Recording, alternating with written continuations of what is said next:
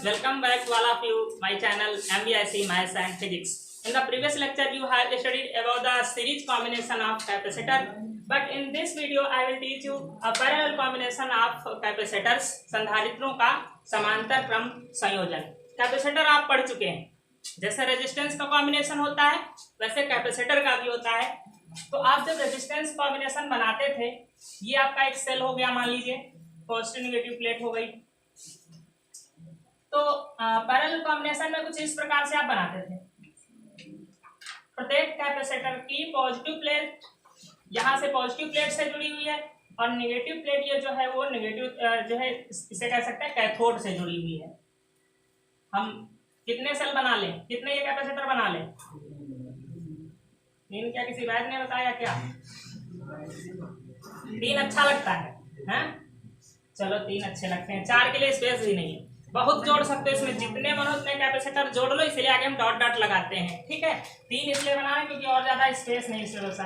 तो 3 कैपेसिटर है, इनकी ये पॉजिटिव प्लेट है लेफ्ट साइड वाली जो कि ए सिरे से जुड़ी हुई है, और ये सभी नेगेटिव प्लेट्स हैं जो कि बी सिरे से जुड़ी हुई है। इनकी जितनी पॉजिटिव प्लेट है उनको सेल के एनोड से जोड़ दिया है और नेगेटिव प्लेट को कैथोड से जोड़ दिया, कैथोड माइनस को कहते हैं। तो इस कॉम्बिनेशन को क्या कहते हैं? समांतर क्रम पैरेलल कॉम्बिनेशन कहते हैं। अगर पता है समांतर क्रम संयोजन क्या है, तो जो रेजिस्टेंस होता था उसमें कोई सिरा नहीं होता था, हेड टेल कुछ नहीं होता था। रेजिस्टेंस आप जानते हैं ऐसे बनता है, तो इसको तो खैर थोड़ा सा डिफाइन करना कठिन होता है। हम कहते हैं एक की हेड दूसरे के टेल से जोड़ देते हैं, ऐसा कुछ बता देते हैं, लेकिन यहाँ आसान है। कहेंगे सभी कैपेसिटर की जो पॉजिटिव प्लेट है वो एनोड से जोड़ दें और नेगेटिव प्लेट को कैथोड से जोड़ दें, तो ऐसा कॉम्बिनेशन क्या कहलाता है? समांतर क्रम कहलाता है। ठीक है, तो फिगर समझ गए। अब समांतर क्रम में होता क्या है? श्रेणी क्रम में क्या इक्वल था तीनों में, बताइए? चार्ज, आवेश। यहाँ पर वोल्टेज इक्वल होगा। यदि आपने V वोल्ट के सेल से जोड़ दिया है तो सबको वोल्टेज इक्वल मिलेगा। यही समांतर क्रम का लाभ होता है। रेजिस्टेंस जब हम जोड़ते हैं कोई भी उपकरण तो समांतर क्रम में ही जोड़ते हैं, जिससे सबको वोल्टेज इक्वल मिलेगा और चार्ज बढ़ जाएगा, क्योंकि चार्ज क्या होता है? फ्लो होता है करंट की तरह। जो चीजें प्रवाहित होती हैं वे रास्ते जब बढ़ जाएंगे तो हर रास्ते पर अलग अलग बढ़ जाएंगी। तो चार्ज जैसे चार्ज कौन सा होगा? नेगेटिव चार्ज, पॉजिटिव जो भी होगा। अगर नेगेटिव चार्ज है तो वो किधर से निकलेगा? प्लस पेड से निकलकर, नहीं नेगेटिव है तो माइनस से निकलकर प्लस की ओर आएगा। अगर पॉजिटिव चलेगा तो प्लस से निकलकर माइनस पर आएगा। अट्रैक्शन वाला नियम लागू होता है। तो यहाँ जब चार्ज आएगा तो ये सभी मार्ग में क्या हो जाएगा? बढ़ जाएगा। यदि क्यू चार्ज यहाँ से सप्लाई हो रही है तो चार्ज बढ़ करके अलग अलग हो जाएगा। किसी में Q1 जा रहा है, दूसरे में Q2, यहाँ पर Q3, चार्ज अलग अलग हो जाएगा। क्यों अलग अलग हो जाएगा? क्योंकि सबकी कैपेसिटी अलग अलग है, सबकी धारिता क्या है? भिन्न भिन्न है। जिसकी कैपेसिटी कम होगी वो कम चार्ज लेगा, जिसकी कैपेसिटी ज्यादा होगी वो ज्यादा चार्ज लेगा। ये तो जानते हैं ना।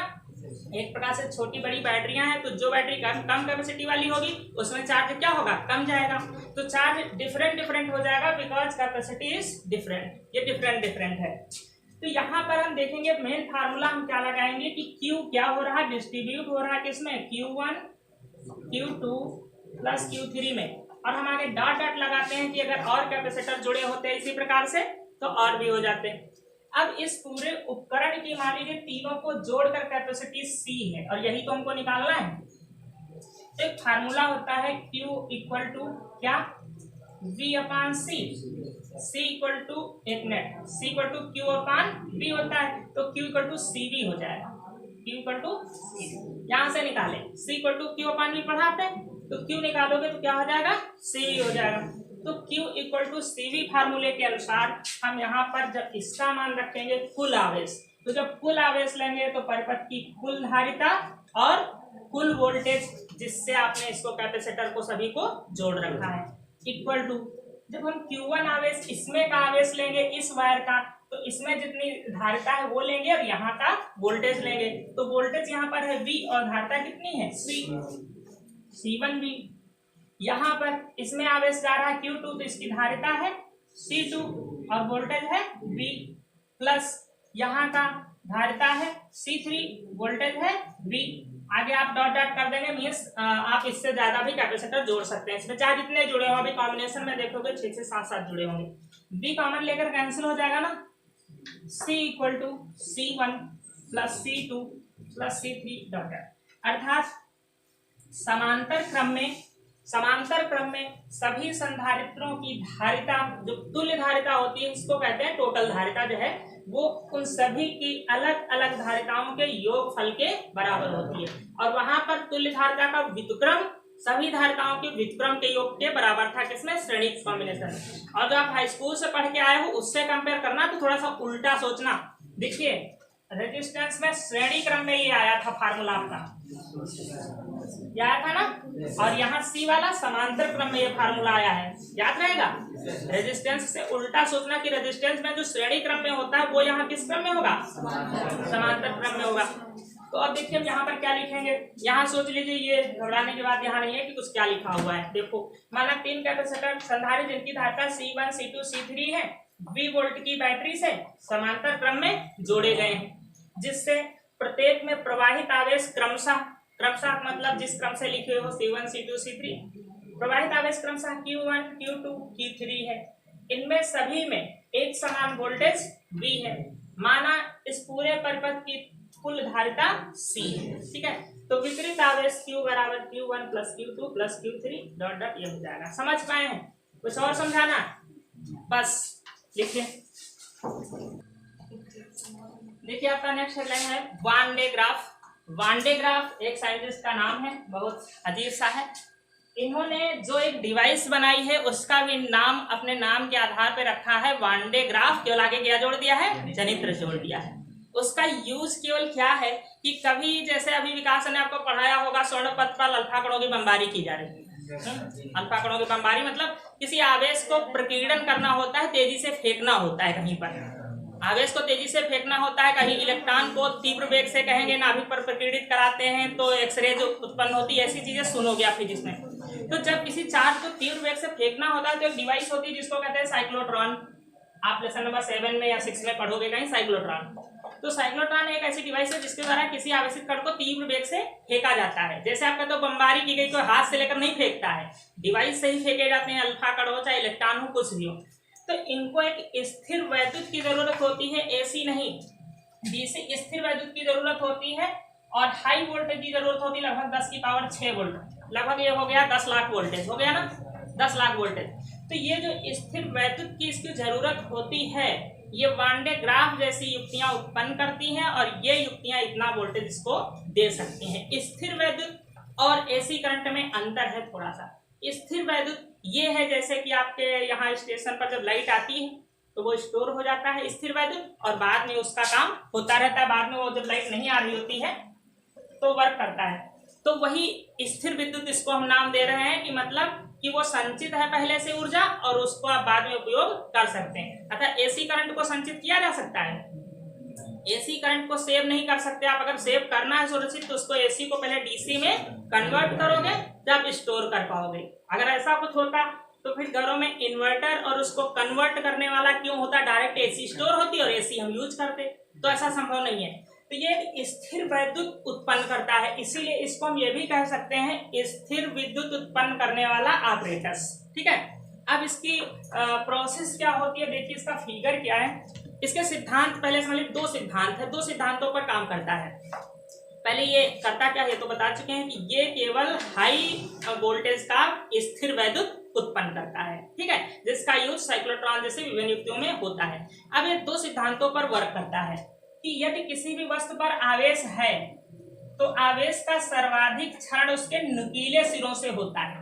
जैसे कि ये कोई गोला है, चार्ज है, इस पर आवेश है, तो इसके जो नुकीले सिरे होंगे कहीं पर तो इनसे आवेश का क्षरण ज्यादा होगा, इस सरफेस से कम होगा।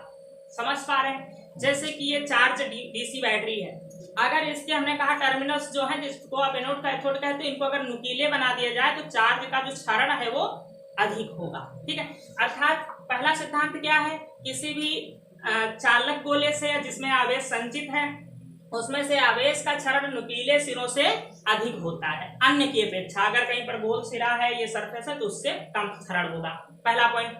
दूसरा पॉइंट कि किसी गोली को उसको अगर जो भी आवेश दिया जाता है वो उसके अंदर नहीं बल्कि इसकी सरफेस पे, सतह पर स्टोर होता है।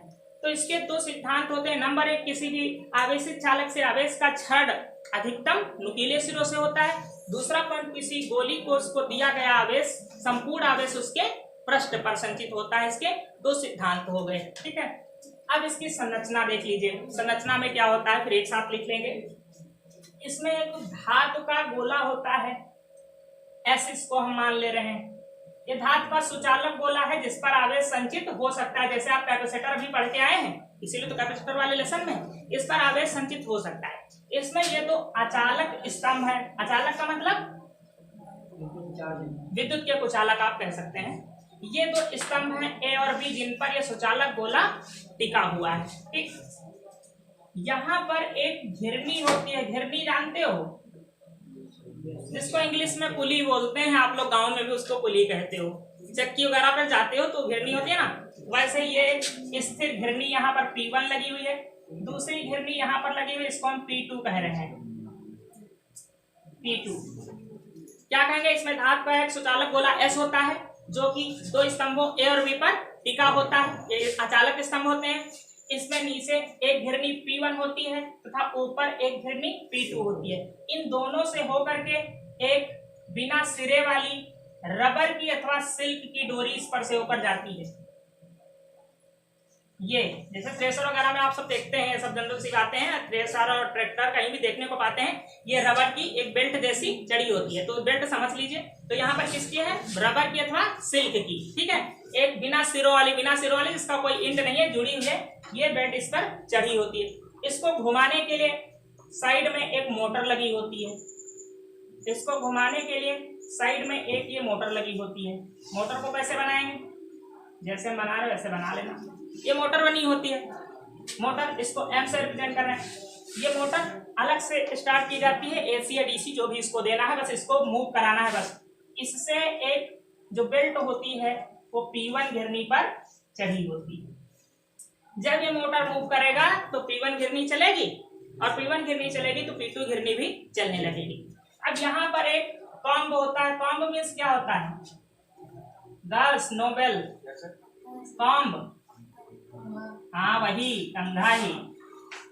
यहाँ पर एक कंघा लगा होता है जिसको C1 कहते हैं। अभी कंघा ही लिखवाएंगे तो समझ जाओगे, कॉम्ब बोले नहीं समझ पा रहे। यहाँ पर एक कंघा लगा होता है C1, कंघे जैसी स्ट्रक्चर है ना। अच्छा, कंघे जैसी स्ट्रक्चर क्यों लिया, क्योंकि नुकीले सिरे हैं, यहाँ से आवेश का क्षरण प्रबलता से होगा, इसलिए नुकीले सिरों वाला एक कॉम्ब C1 लिखा होता है, इसलिए C से रिप्रेजेंट किया है।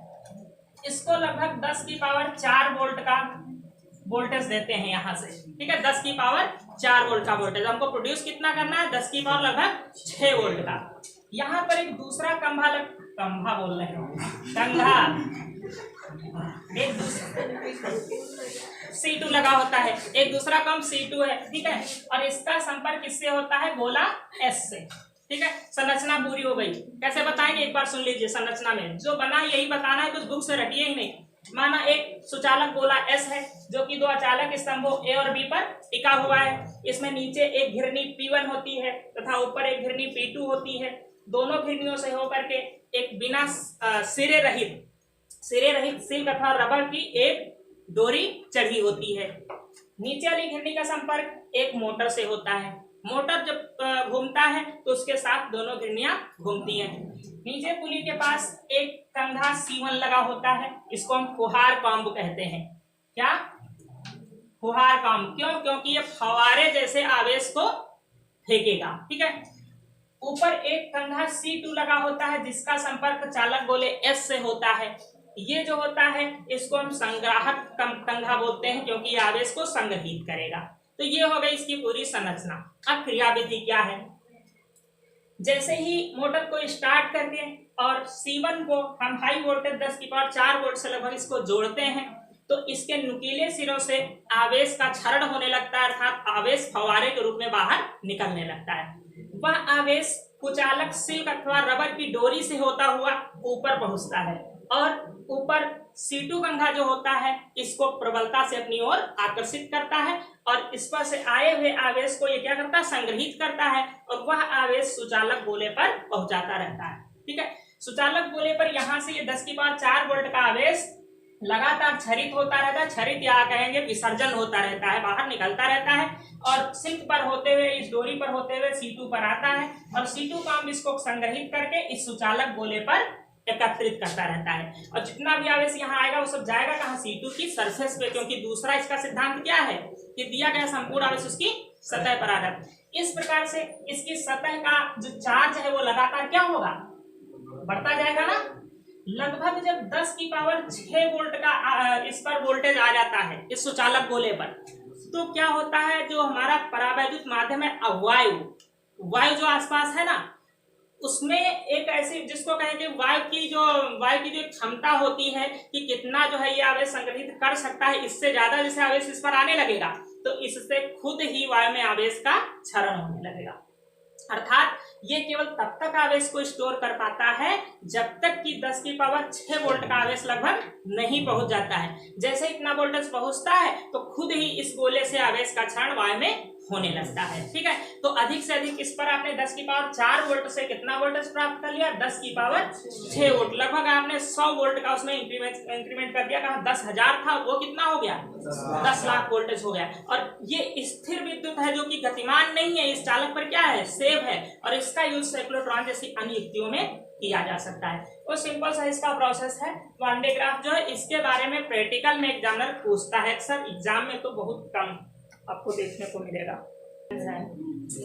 देखिए पहला क्वेश्चन बहुत अच्छा कॉन्सेप्ट है, समझिए। इसमें जब न्यूमेरिकल समझोगे तो आपको साइंस का कॉन्सेप्ट समझ में आएगा। पहला है पारे की 27 एक समान बूंदे। ये 27 बूंदे हैं, 27 तो नहीं बना सकते, बोर्ड फुल हो जाएगा। एक जैसी बूंदे हैं, आकार एक ही है, मतलब इनकी त्रिज्या जो भी होगी, मान लीजिए प्रत्येक बूंद की त्रिज्या स्मॉल आर हम मान ले रहे हैं। ठीक, प्रत्येक बूंद की त्रिज्या स्मॉल आर है, सबकी इक्वल है। 27 बूंदे हैं, प्रत्येक को 10 वोल्ट के विभव तक आवेशित किया गया है। प्रत्येक पर वोल्टेज इस समय विभव कितना है, 10 वोल्ट। 10 वोल्ट का विभव प्रत्येक पर है, 10 वोल्ट के विभव तक आवेशित किया गया है। यदि इन बूंदों को मिलाकर एक बड़ी बूंद बनाई जाए तो बड़ी बूंद पर विभव कितना होगा। अगर इन 27 बूंदों को मिलाकर एक हम एक बड़ी बूंद बना दें तो इस पर विभव कितना होगा, ये आपको ज्ञात करना है। यहाँ पर आपका कॉन्सेप्ट ये होगा कि इन 27 बूंदों पर जितना आवेश होगा, आवेश उतना ही यहाँ भी होगा। आवेश में कोई परिवर्तन नहीं होगा क्योंकि आवेश कभी नष्ट नहीं होता है। तो यही कॉन्सेप्ट चलेगा। इन 27 बूंदों का आवेश हम अगर टोटल Q मान लें तो वही आवेश यहाँ भी हो जाएगा। समझ पा रहे हैं। माना प्रत्येक छोटी बूंद की त्रिज्या, मेंसुरेशन लगेगा इसमें भी, देखिए मेंसुरेशन जानते हो, पढ़े हो, स्मॉल आर तथा बड़ी बूंद की त्रिज्या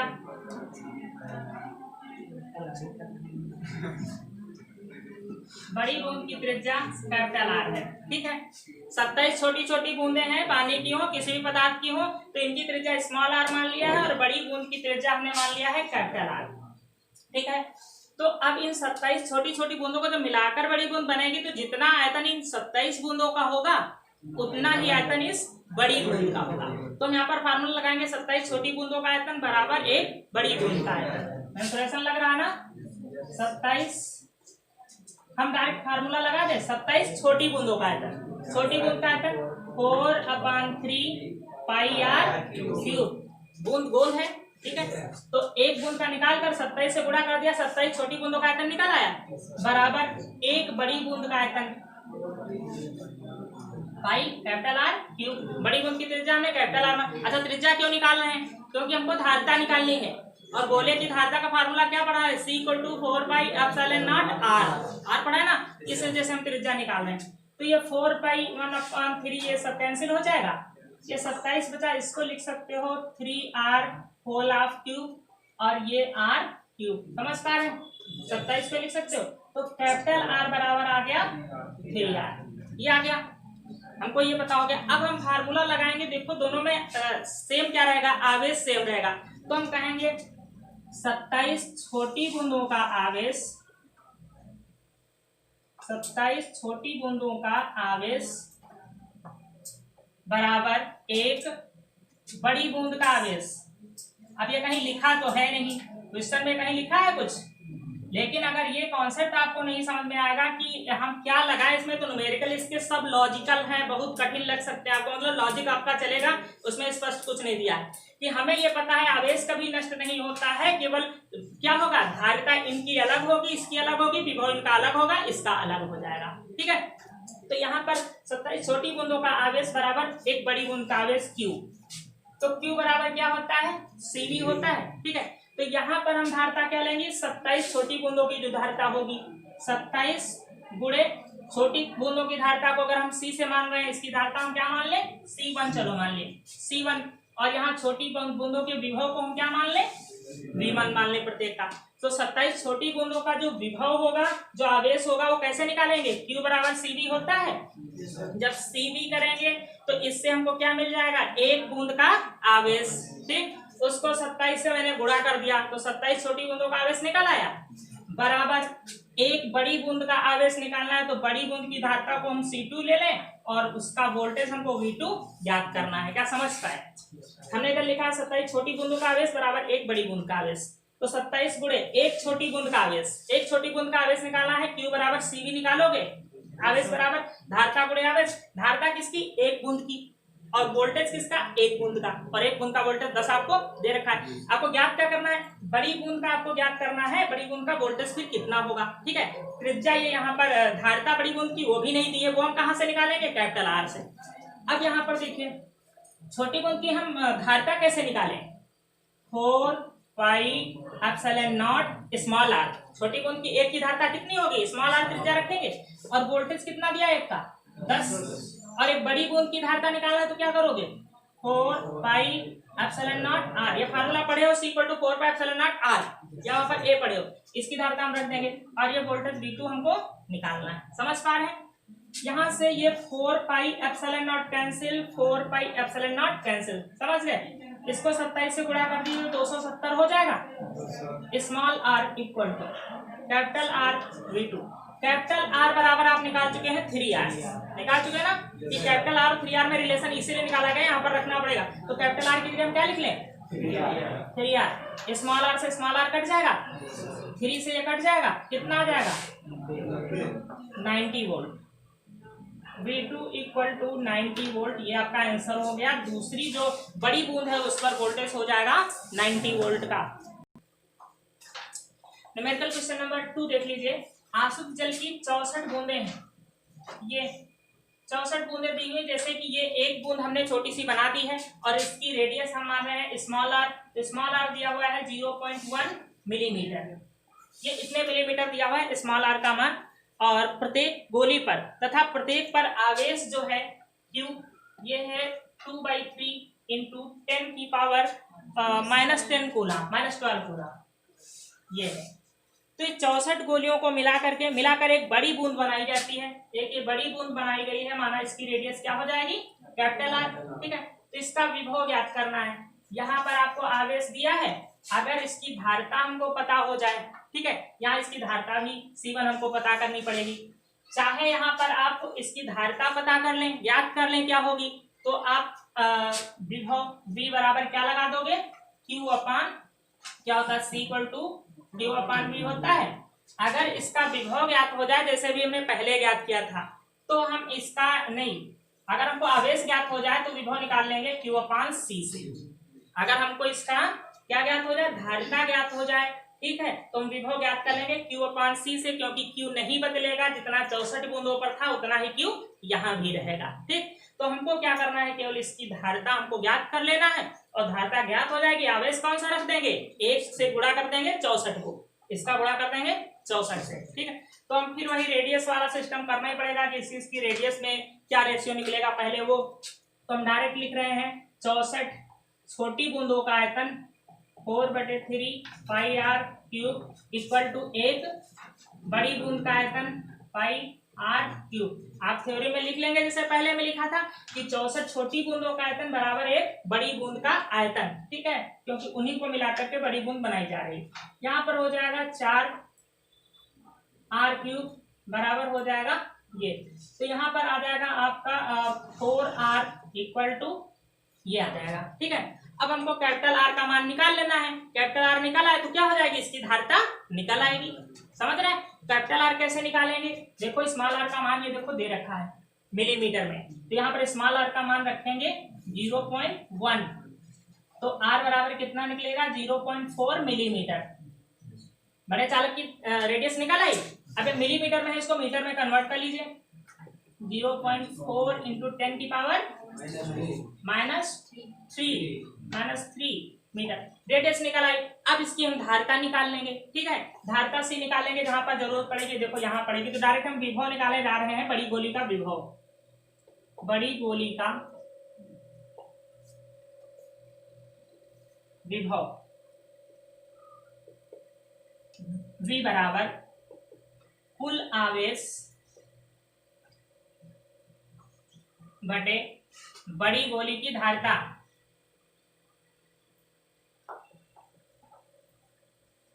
बड़ी गोली की धारिता। ये समझ पाए बात? V बराबर Q/C होता है, तो जिस पर वोल्टेज निकालना है उसी का आवेश चाहिए, उसी की धारिता चाहिए। तो अब हमको इस बड़ी गोली का आवेश चाहिए, तो आवेश यहाँ लिखा था कि एक गोली पर इतना है, तो 64 से गुणा कर लीजिए, उतना इस पर होगा, क्योंकि आवेश कभी नष्ट नहीं होता है। तो आपका आवेश हो गया 64 गुणे कितना 2, 3 तो बटे में आ जाएगा ना, गुणे 10 की पावर -12, ये आवेश हो गया बटे धारिता। अब धारिता C बराबर फार्मूला क्या होता है 4πε0 R, तो कैपिटल R यहाँ पर हो जाएगी, तो ये बटे में है ना, तो यहाँ पर लिखा जाएगा 4πε0 कैपिटल R। क्या ये बात समझ पाए? ये लिखा है 64 बूंदों का आयतन आवेश निकालना है, ये एक बूंद का आवेश मैंने रख दिया है, 3/, में आएगा, और बटे में C की वैल्यू रखनी है 4πε0 R की वैल्यू रखनी है। यहाँ पर अभी कुछ कैंसिल नहीं हो रहा है, अभी मान रख देंगे। देखिए यहाँ पर 1/4πε0 लिखा हुआ है, ये इसीलिए तो हमने वहां पर मान नहीं रखा, वहां को उल्टा करके रखना पड़ता है। यहाँ डायरेक्ट 1/4πε0 का मिल गया, कितना होता है जानते हो? मल्टीप्लाई में कितना है 64 और कितना 2, 10 की पावर -12 अपान में R भी बचा हुआ है, तो R का मान निकाल चुके हो, ये देखो 0.4, 10 की पावर -3 और ये 3, ये बस इसका कैलकुलेशन करना है, कैलकुलेशन भी बहुत कठिन नहीं होगा।